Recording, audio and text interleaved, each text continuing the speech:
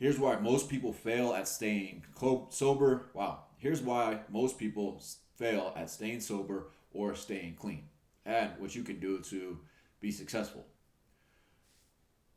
When people think about staying sober, they usually tell themselves, no, I'm not going to drink. Well, if you have a brain like mine, if you say you can't do something, your brain wants to do it because your brain is trying to solve problems at all times.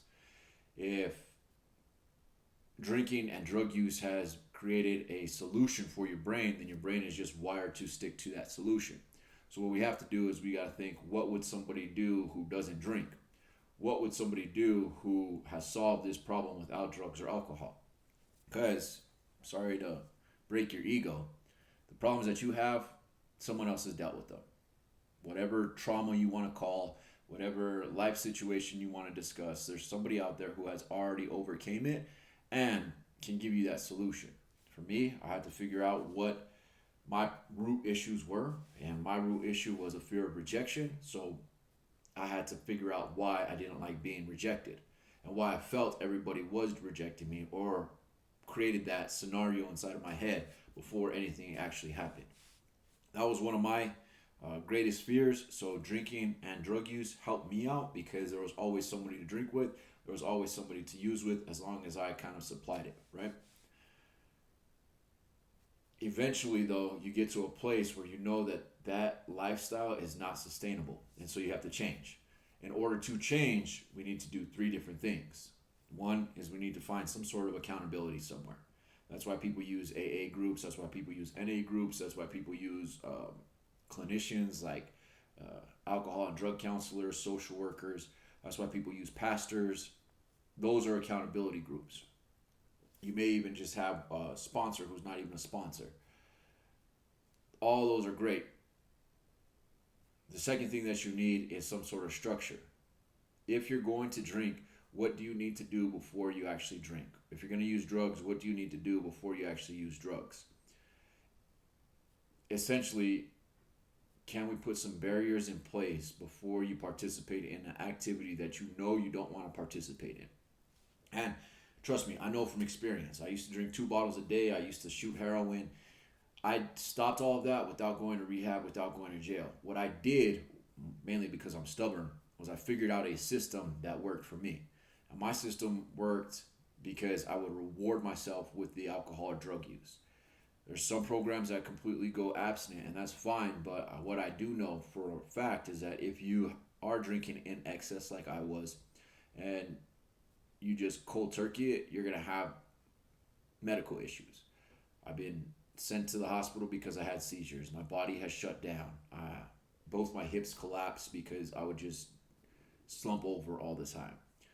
Alcohol is one of the only substances that can kill you from the withdrawals. So if you're drinking in excess, you have to start to reduce that amount because your body will adjust to it. Heroin, that one makes you feel like you're gonna die. Any opioid is basically gonna make you feel like you're dying, but you don't have that risk if you just cold turkey it. Again, I know this from experience. My structure was I needed to complete 3 or 4 tasks before I would allow myself to get high. My structure was I need to complete 3 or 4 tasks before I allow myself to drink. In really my deepest and darkest times, I was living in a building that didn't have any running water. It just had electricity. So I was sleeping on a mattress inside of this room that I had a hot plate and a TV at, but I still needed to shower. So one of my tasks was I get up from where I was staying at, I drive to the gas station, I buy me a little pint. Before I opened up that pint, I needed to get to one of my family members' houses who would let me shower there and like clean myself up before I went to work. And I had to do one workout and I had to shower before I cracked open that pint. As soon as I finished showering and working out, even though the shower was quick and the workout wasn't really worth anything, it gave me the ability to start trusting myself that I could follow a system, I could follow a structure, I could follow a plan. And that's what you should start to implement.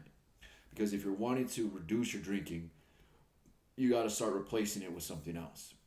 So we need some sort of accountability. You got to tell somebody that you trust, that you know is not going to judge you. You got to have some sort of structure. And then you have to have a replacement activity. The amount of time that we've spent drinking and using drugs needs to be replaced with something else, because if we get bored, that's when we fall back to our behaviors. Boredom leads to past behaviors. In order to change that, you have to replace your past behavior with a new behavior. For me, I used walking as one of my replacement behaviors. So I'd spend 20 minutes just walking around the neighborhood. Accountability, I didn't have anybody that I was accountable to. So I started using social media as my accountability partner. And structure, I knew I had to work out and shower before I drank in the morning. And then I'd go to work, and as long as I didn't drink during those first 4 hours of work, on my lunch break, I'd go buy something to drink, have a couple nips, and go back to work another 4 hours. And then after work, normally it would be call my girlfriend at the time, talk to one of my family members, and then I would drink again until I blacked out. These type of behaviors, drinking, drugs, they're actually solutions, but they're solutions to problems that you may or may not be ready to solve outside of drinking and drug use. So I encourage you to do these three things in order to stay sober, or improve the amount of quality of life that you have. Reduce your consumption of drugs and alcohol. Find some sort of structure, because you got to rebuild trust in yourself. Find an accountability partner. If you need one, shoot me a message. And 3, find a replacement activity. And that replacement activity can be like an adventure. You can explore different options. I have a firm belief that nights and weekends are the hardest time to stay sober, because that's usually where we get the most bored, and that's where most people fall back into their vices, and that's why they feel shame and guilt the next morning, and then they just repeat the habit. So Saturdays we're going to be pumping out these videos so we can stay sober together, because I believe that our communities need individuals who have this type of experience to speak up and actually lead the way. Because honestly, drug addicts and alcoholics, they're the best people out there. Once you get locked in on getting something done, there's nothing that's stopping somebody from doing that, especially if they have what clinicians call substance use, alcohol use disorders. I hope this video was helpful for you guys. I hope that you took something from it. I hope that you apply something from it, because just getting the information isn't really the key. Using the information is the key. Do better today, because you deserve to do better each and every day.